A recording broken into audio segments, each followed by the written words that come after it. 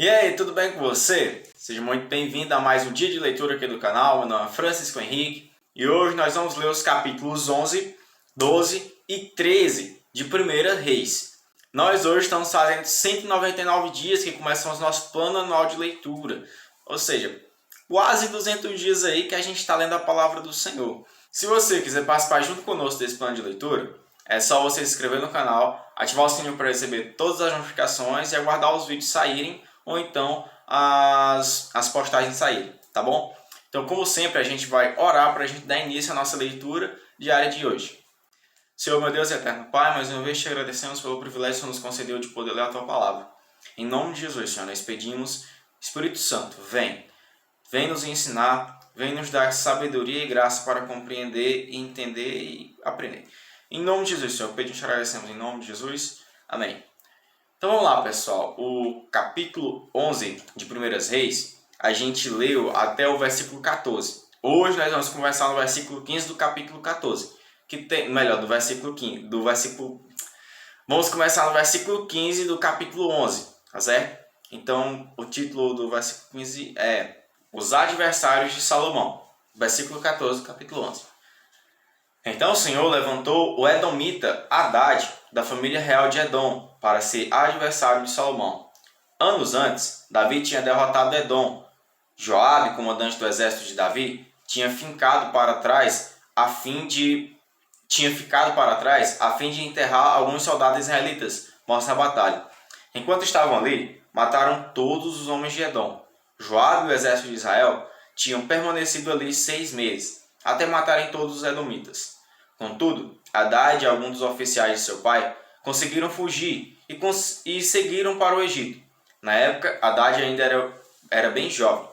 Partiram de Midian e foram a Parã, onde outros se juntaram a eles. Em seguida foram ao Egito e se apresentaram ao faraó, o rei do Egito, que lhes ofereceu casa, sustento e terras. O faraó se agradou de Hadad e lhe deu em casamento sua cunhada, a irmã da rainha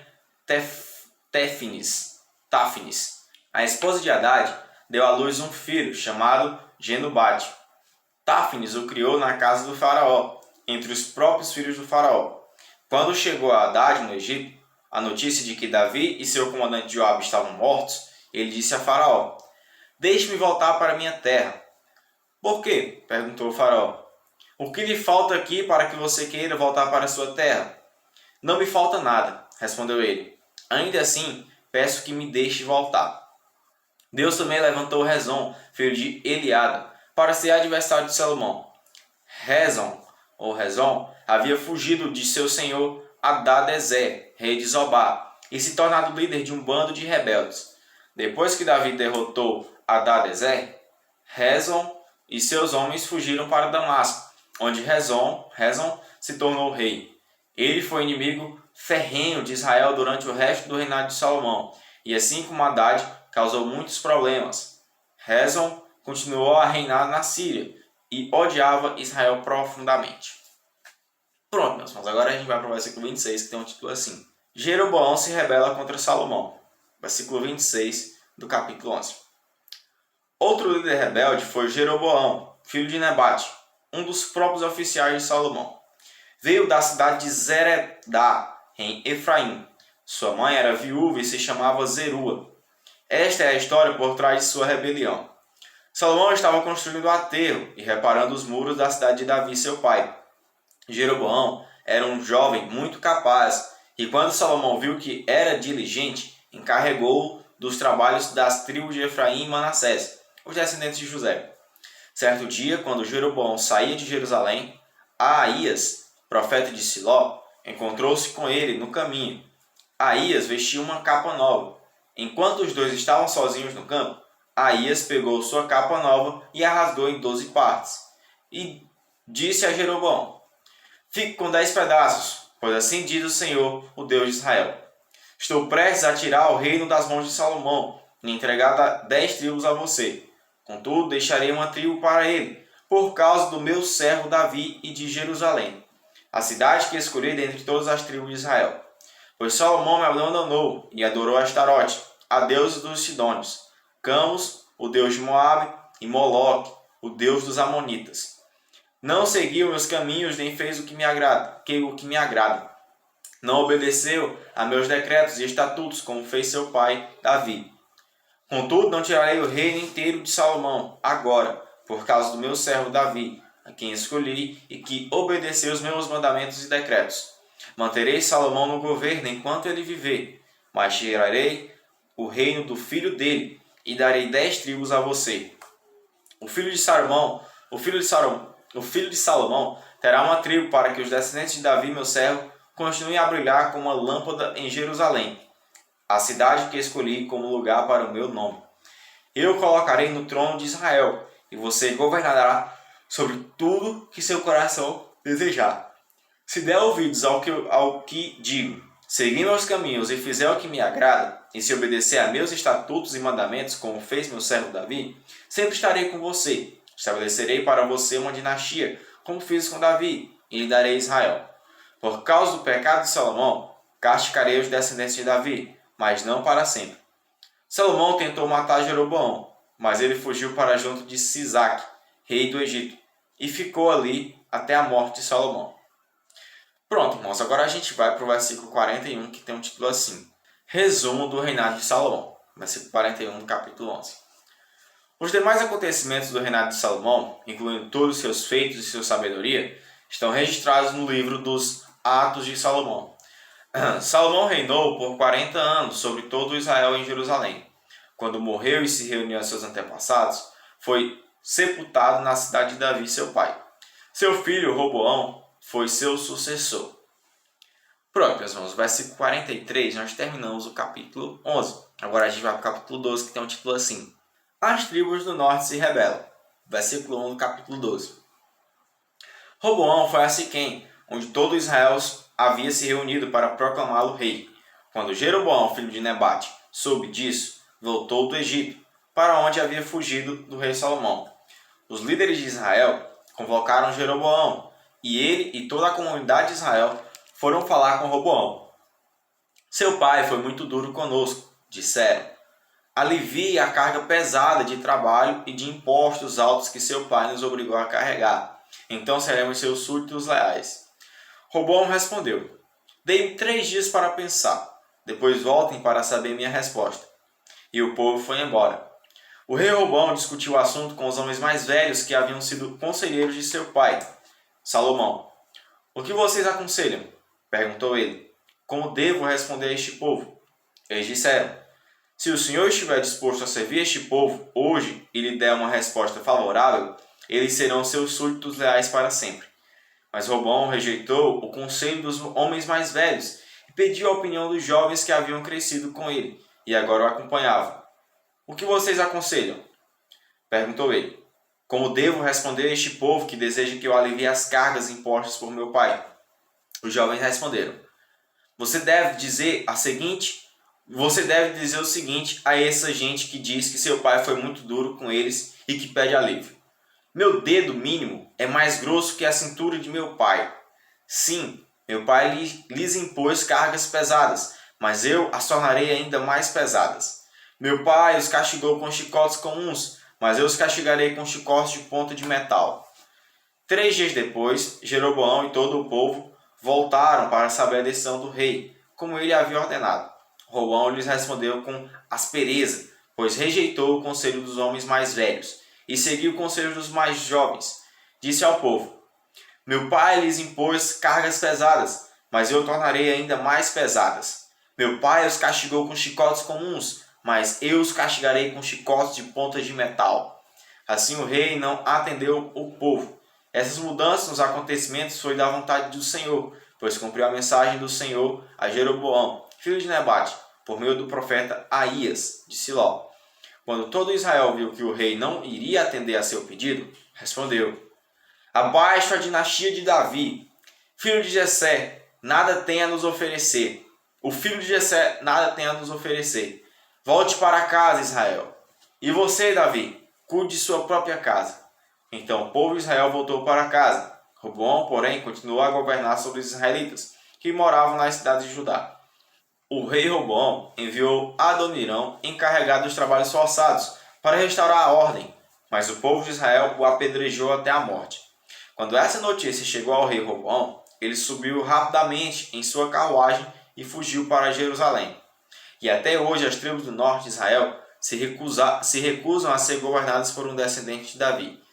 Quando o povo de Israel soube que Jeroboão tinha voltado do Egito, convocou uma assembleia e proclamou o rei o proclamou rei sobre todo Israel. Apenas a tribo de Judá permaneceu leal à família de Davi. Pronto, irmãos, agora a gente vai para o versículo 21, que tem um título assim: A profecia de Semaías, versículo 21 do capítulo 12.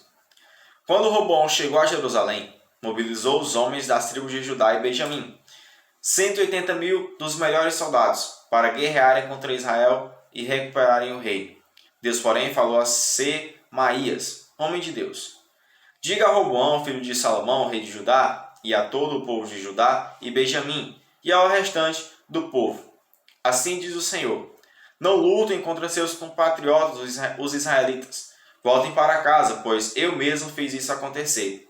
Eles obedeceram à palavra do Senhor e voltaram para casa, conforme o Senhor havia ordenado. Pronto, meus irmãos, agora a gente vai para o versículo 25, que tem um título assim: Jeroboão faz bezerros de ouro. Versículo 25 do capítulo 12. Então Jeroboão fortificou a cidade de Siquém, na região montanhosa de Efraim, e se estabeleceu ali. Mais tarde fortificou Peniel. Jeroboão pensou: se eu não tiver cuidado, o reino voltará à dinastia de Davi. Quando o povo for a Jerusalém para oferecer sacrifício no templo do Senhor, voltará a ser leal a Roboão, rei de Judá. Eles me matarão e o proclamarão rei deles.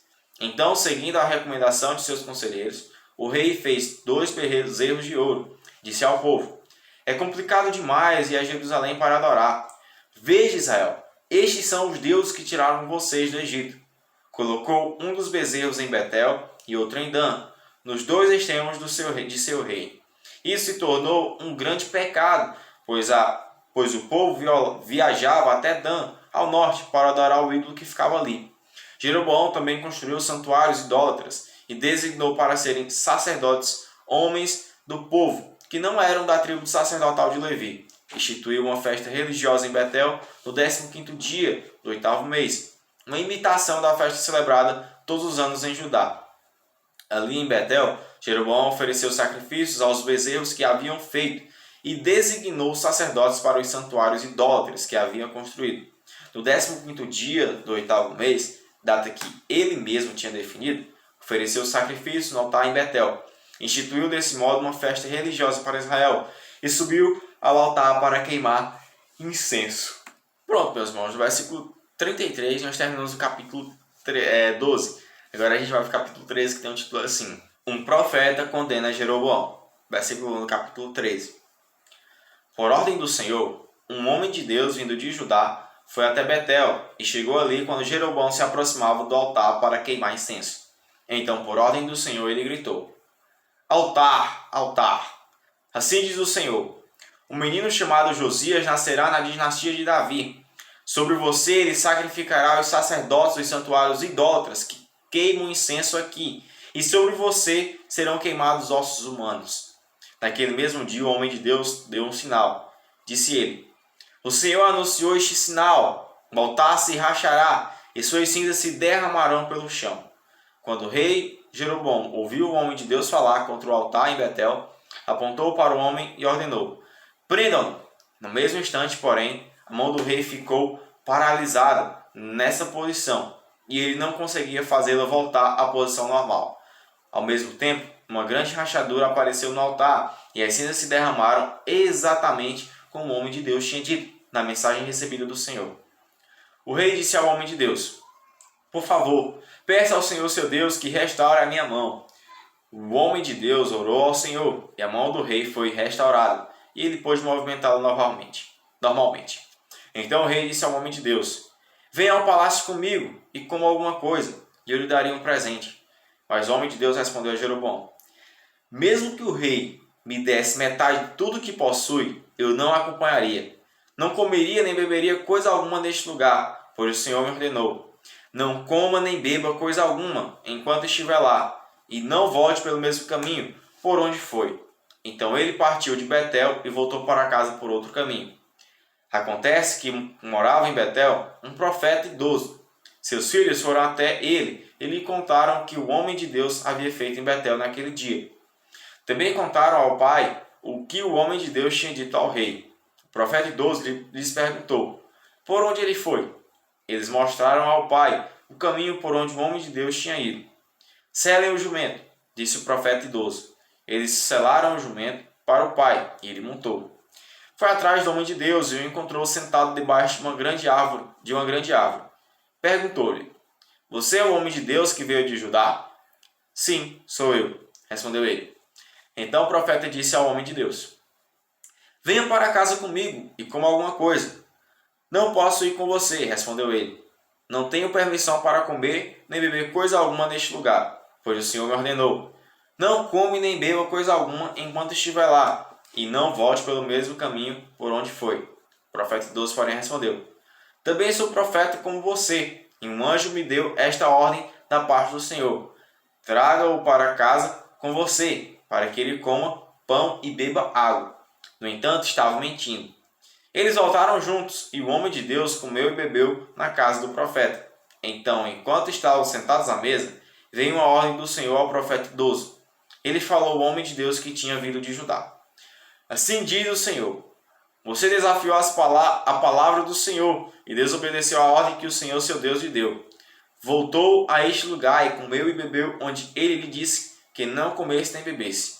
Por isso seu corpo não será sepultado no túmulo de seus antepassados. Quando o homem de Deus terminou de comer e beber, o profeta idoso selou seu próprio jumento para ele, e o homem de Deus partiu. Enquanto estava a caminho, apareceu um leão e o matou. Seu corpo ficou na estrada com o jumento e o leão parados ao lado dele. Algumas pessoas que passaram viram o corpo estendido ali, com o leão parado ao lado dele, e deram a notícia em Betel, onde morava o profeta idoso. Quando o profeta que o trouxe de volta soube do que havia acontecido, disse: é o homem de Deus que desafiou a palavra do Senhor. O Senhor cumpriu sua palavra ao fazer que o leão o atacasse e matasse. Então o profeta disse a seus filhos: selem o jumento para mim. Eles selaram o jumento, e o profeta foi e encontrou o corpo estendido na estrada. O jumento e o leão ainda estavam parados ao lado dele. O leão não havia comido o corpo, nem atacado o jumento. O profeta colocou o corpo do homem de Deus sobre o jumento e o levou de volta para a cidade para lamentar por ele e sepultá-lo. Pôs o corpo em sua própria sepultura e lamentou por ele, exclamando: ah, meu irmão! Depois de sepultá-lo, o profeta disse a seus filhos: quando eu morrer, enterrem-me no túmulo onde está sepultado o homem de Deus. Ponham seus ossos ao lado dos ossos dele. Ponham meus ossos ao lado dos ossos dele. Pois a mensagem que o Senhor ordenou que ele proclamasse contra o altar em Betel e contra os santuários idólatras nas cidades de Samaria, certamente se cumprirá.